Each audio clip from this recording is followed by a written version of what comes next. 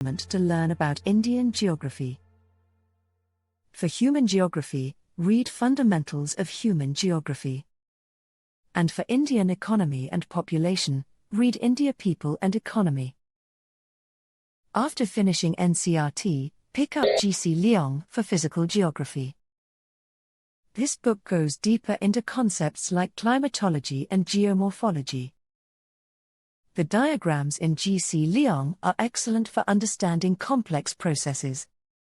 Don't forget to buy Oxford Atlas for geography. Maps are very important for both prelims and mains. Practice marking important places, rivers, and mountain ranges on the atlas.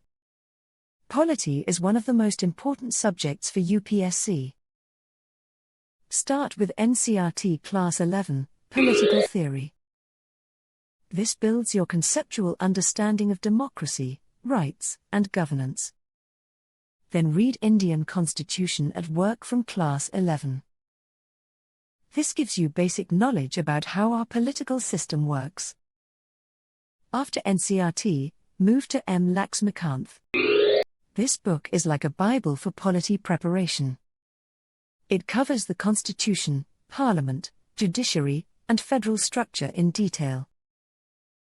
Many questions in both prelims and mains come directly from Laxmikanth. Science and technology seems tough, but it's actually straightforward. Read NCERT science books from Class 6 to 10. Focus on basic concepts in physics, chemistry, and biology. Don't go into very advanced topics, as UPSC asks only fundamental concepts. Current affairs in science and technology are equally important. Keep reading about new inventions, space missions, and medical discoveries. Environment and ecology is becoming more important every year. For this subject, Mr.IAS book is perfect. It covers climate change, biodiversity, pollution, and environmental laws. The book is written in simple language and covers current environmental issues. Economy is often considered the toughest subject. You have two good options here. Either read Ramesh Singh or follow Amrunal Sir's notes. Both cover basic economic concepts, Indian economy, and government schemes. Start with basic concepts like GDP, inflation, and fiscal policy. Then move to advanced topics like monetary policy and international trade. Reading economic survey and budget documents also helps a lot. Here's the most important advice: stick to these books only. Don't keep changing books or adding new ones to your list. Many students fail because they read too many books instead of reading few books multiple times. Quality matters more than quantity in UPSC preparation. Read each book at least 2 to 3 times before the exam. Make notes while reading and revise them regularly.